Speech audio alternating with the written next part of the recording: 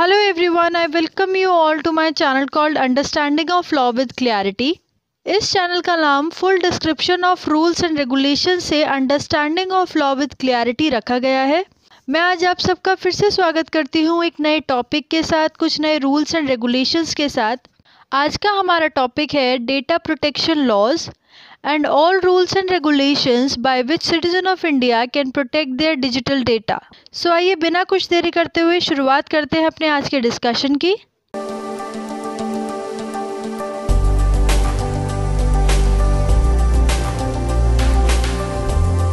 जैसा कि आप सब जानते हैं 2 जनवरी को व्हाट्सएप ने कुछ अपने प्राइवेसी पॉलिसीज़ को अपडेट किया है, जिसके अकॉर्डिंग व्हाट्सएप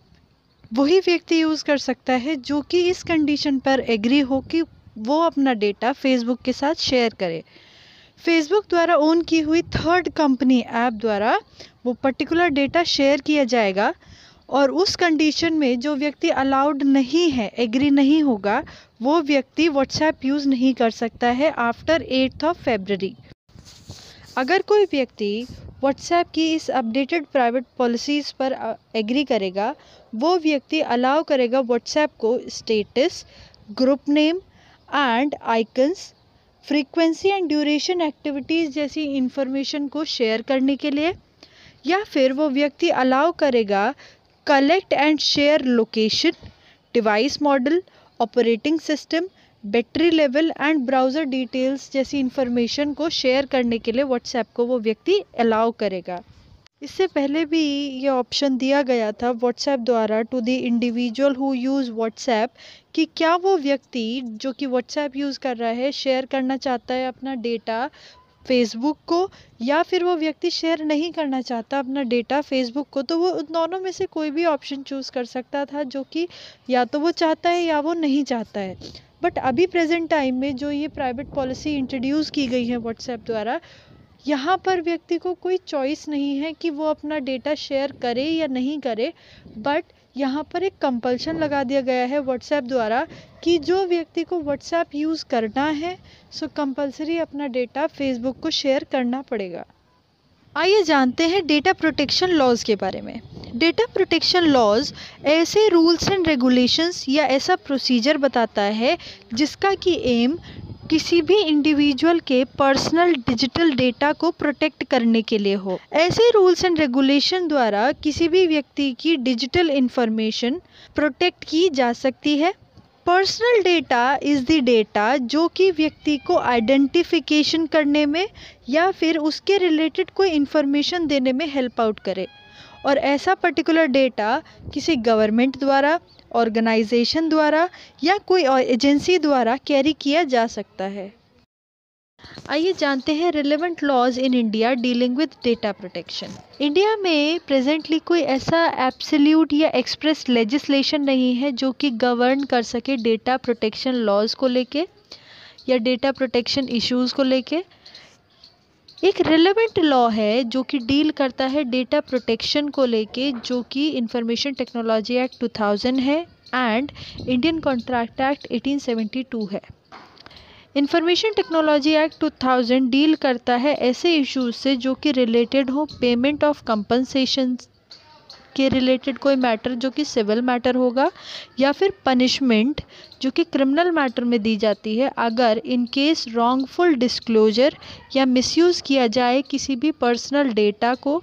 या वॉयलेशन किया जाए उस कॉन्ट्रैक्चुअल टर्म का जो कि in respect of personal data हो। मतलब अगर पर्टिकुलर टाइम लिमिट तक किसी व्यक्ति ने अलाउ किया है कि वो उसके पर्सनल डेटा को यूज़ कर सकता है, उसके पर्सनल डेटा को अपने पास प्रिजर्व कर सकता है, रख सकता है, सो वो पर्टिकुलर कॉन्ट्रैक्ट में जो टाइम लिमिट बताई है, अगर उस टाइम लिमिट से एक्सीड होकर वो टाइम लिमिट कंप्लीट होने के बाद भी वो व्यक्ति का पर्सनल डेटा यूज़ कर रहा है, सो ऐसे कंडीशन में व्यक्ति अलाउ नहीं है और वो लायबल होगा पनिशमेंट का।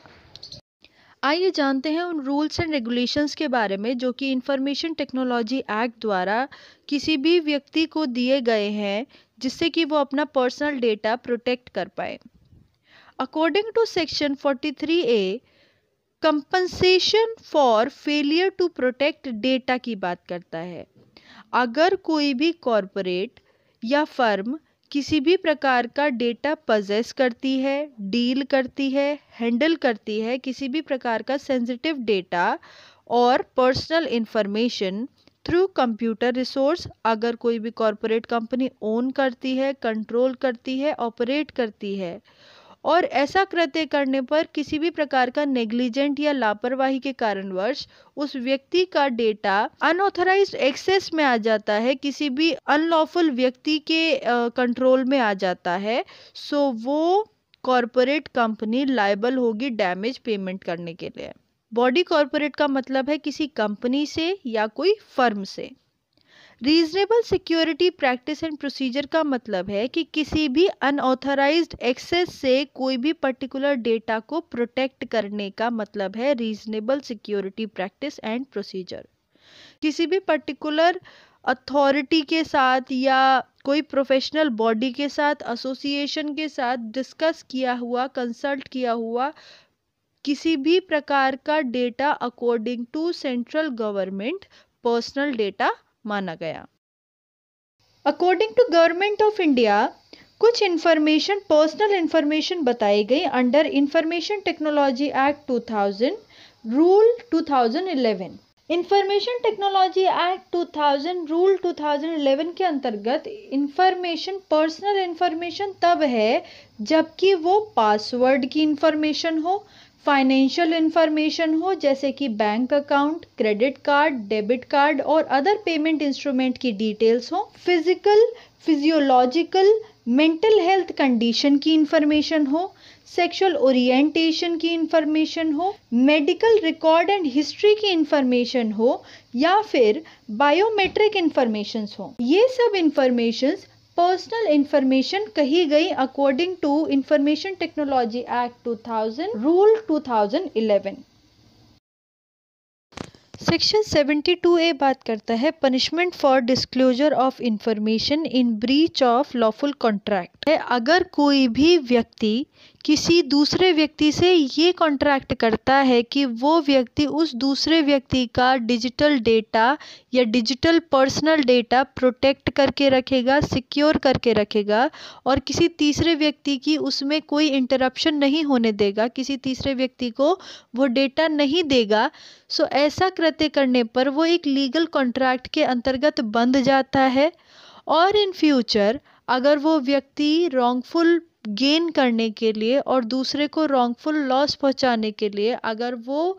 पर्सनल डेटा या पर्सनल डिजिटल डेटा किसी थर्ड व्यक्ति को ट्रांसफ़र कर देता है, डिस्क्लोज कर देता है, सो ऐसा कृत्य करने पर वो व्यक्ति ब्रीच ऑफ कॉन्ट्रैक्ट के लायबल होगा, जिसकी पनिशमेंट 3 साल तक की जेल हो सकती है, 5 लाख रुपए तक का फाइन हो सकता है या फिर 3 साल तक की जेल प्लस 5 लाख रुपए तक का फाइन भी हो सकता है।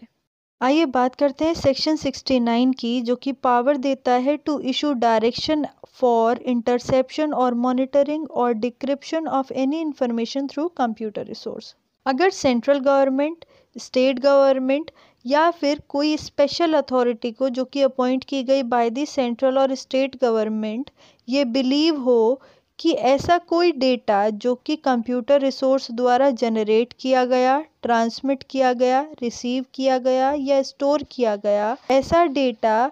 पब्लिक ऑर्डर को हर्ट करेगा या फिर interest of sovereignty and integrity को हर्ट करेगा, defence and security of India और एनी अदर स्टेट को हर्ट करेगा, कोई भी प्रकार के पब्लिक ऑर्डर को खराब करेगा या फिर प्रेरित करेगा किसी भी प्रकार के कॉग्निजेबल ऑफेंस को कमीशन करने के लिए, सो स्टेट गवर्नमेंट, सेंट्रल गवर्नमेंट, कोई भी स्पेशल अथॉरिटी किसी भी व्यक्ति के पर्सनल डेटा को चेक कर सकती है रिटन रीजन देने के बाद। आज का हमारा ये सेशन यहीं पर कंप्लीट होता है। आज हमने जाना updated privacy policies of WhatsApp के बारे में, डेटा प्रोटेक्शन लॉज के बारे में, section 43A of information technology act के बारे में, section 72A of information technology act के बारे में, section 69 of information technology act के बारे में। आई होप आपको आज का ये सेशन अच्छा लगा होगा। अगर आपको ये सेशन अच्छा लगा तो प्लीज़ लाइक कीजिए, शेयर कीजिए, सब्सक्राइब कीजिए चैनल और बेल आइकन दबाना ना भूलें। आगे फिर मिलेंगे कुछ नए टॉपिक के साथ, नए रूल्स एंड रेगुलेशंस के साथ। तब तक के लिए आप अपना ध्यान रखिए, सोशल डिस्टेंसिंग मेंटेन करें। Thank you so much.